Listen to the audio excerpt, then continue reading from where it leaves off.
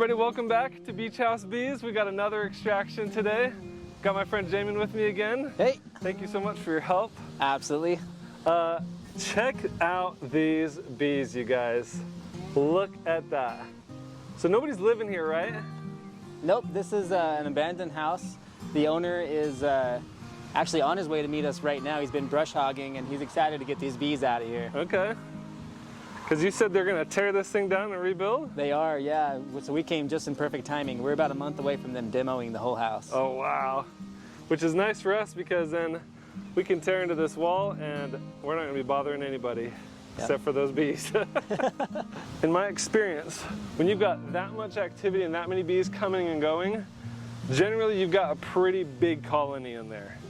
And so I'm really excited because I think we got a lot of bees, probably gonna have a ton of honey. I'm actually really anxious to see how big this is because you remember the one we did where they were all inside the 2x4s framing in the wall, and they were just long, and it was dark comb. Yeah. This kind of looks like that sort of scenario. Yes.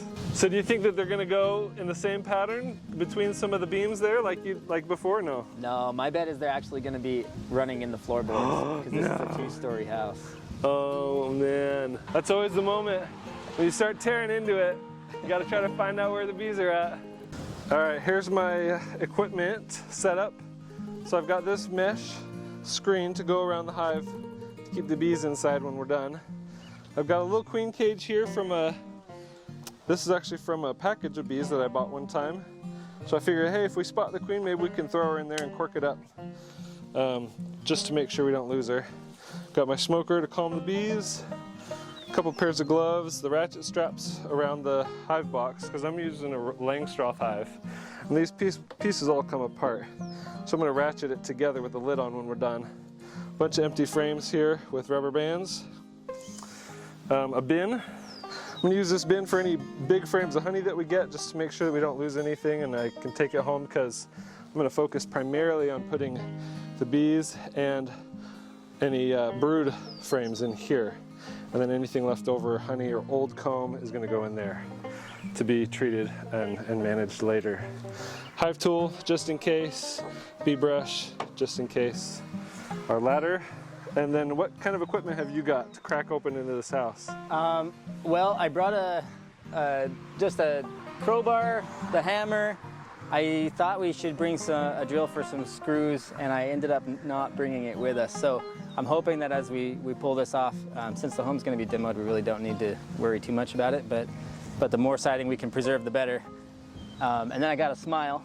We're good to go. All right, let's do it, man. See how it's bubbled down like that, and then this is actually, it looks like right where the porch eave is. Mm-hmm. So odds are that's the watering, and you see kind of how it's bubbled out, looks a little bit. That's probably honey dripping off the comb and different things that the bees have done up there. So odds are their nest runs all the way to the edge of that, maybe even slightly past that, because you see there's a little discoloration here too.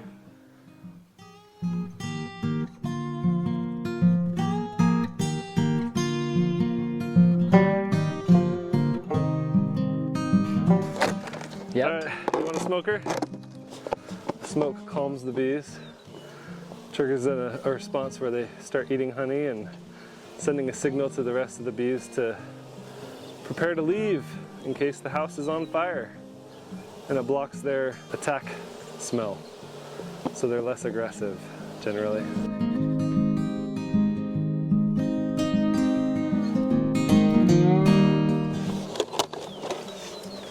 Heyo. Oh, they all went inside. Should have seen how many were sitting right there. Yep, you can see them fanning. Yep, they're sending the signal out.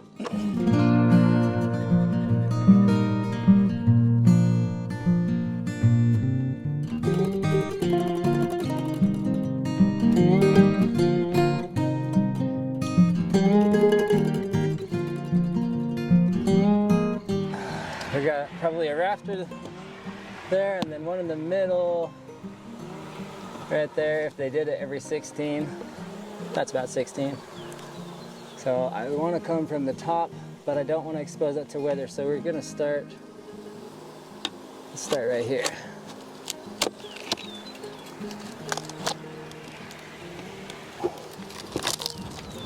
Wow. Don't step on these nails. Honey. Wow, look at that. You got honey over there. And the old comb here at the entrance. Knock, knock. The owner has not had honey since 1970. Raw comb, straight from the hive since 1970. Whoa. So he is very excited about getting a piece of this honeycomb. Cool. Wow. So that's their food storage just back behind their bay. Yeah. That's pretty cool. You're looking at how big that comb is and you're wondering how you're going to fit it in your tiny laying straw frames.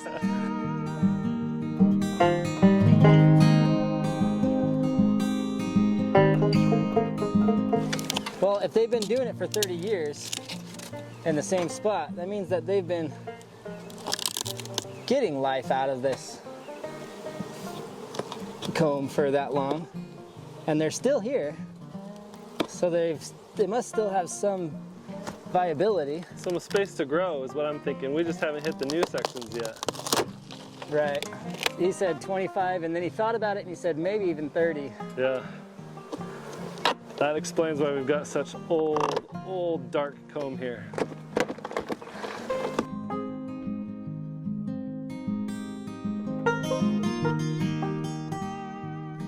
Do you have a container? I do. Yeah, what's up? I want to save this old comb and do some research on it. Yeah, you bet. Look at all that pollen.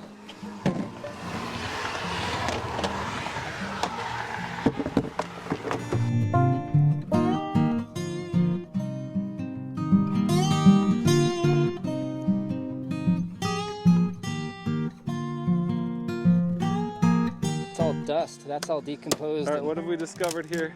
We've gotten to the bottom of the frame. There's all this dust. So it looks to me like they hit the bottom of the frame because of the buildup of all of this sediment from what looks like years and years of, well, for lack of a better word, animal feces.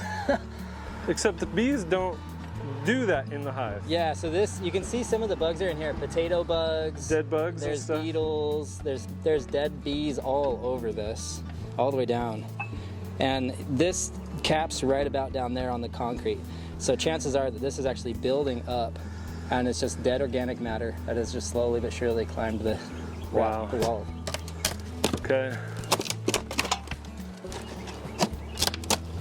You might have some decomposed insulation in there. Yeah. But have we reached the bottom of the honey section now? yes, finally, there it is. Okay, here we are.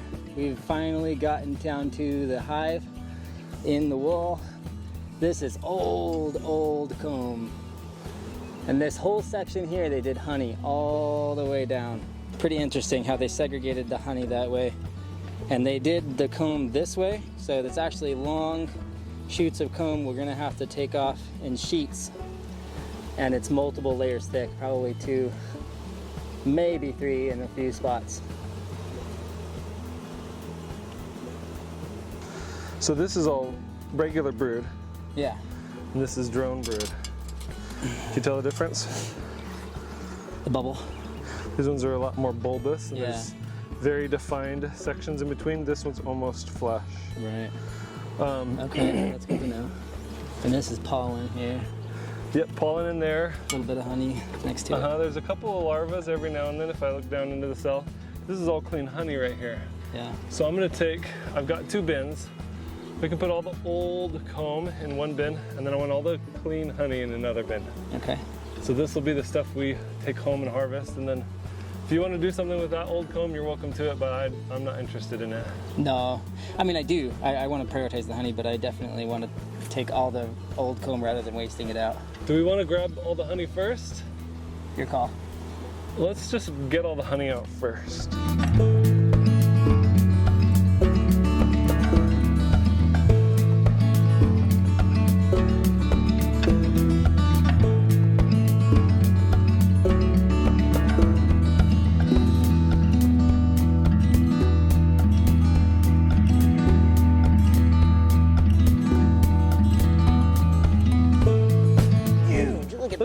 deep these cells are full of honey. It's dripping.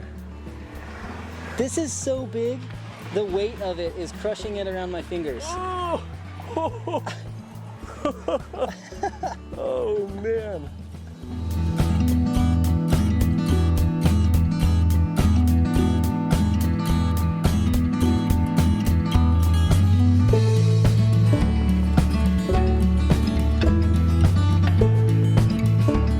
That one's got a lot of wax on it. It's kind of light. Okay. Got a good chunk at the bottom though, you could probably break it. Okay. I don't know, your call. Okay. Yep, just like that.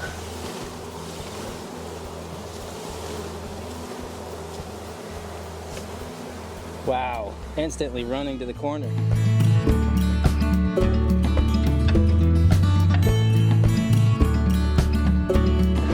Here's the measurement. Do you want to give me a cut about that size? Do you want to do it that way or do you want to do it this way?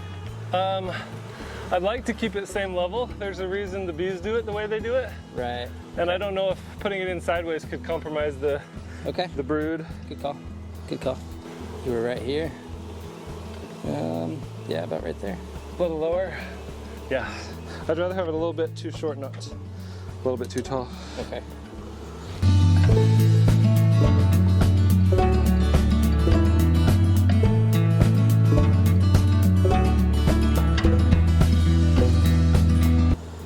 Take a look. See those three drone heads?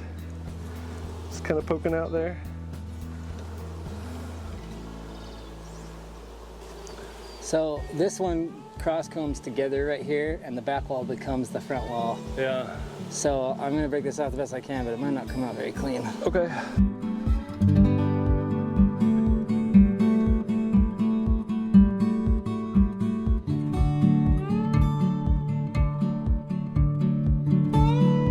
I kind of like just watching the reaction. I might have been studying, my bad.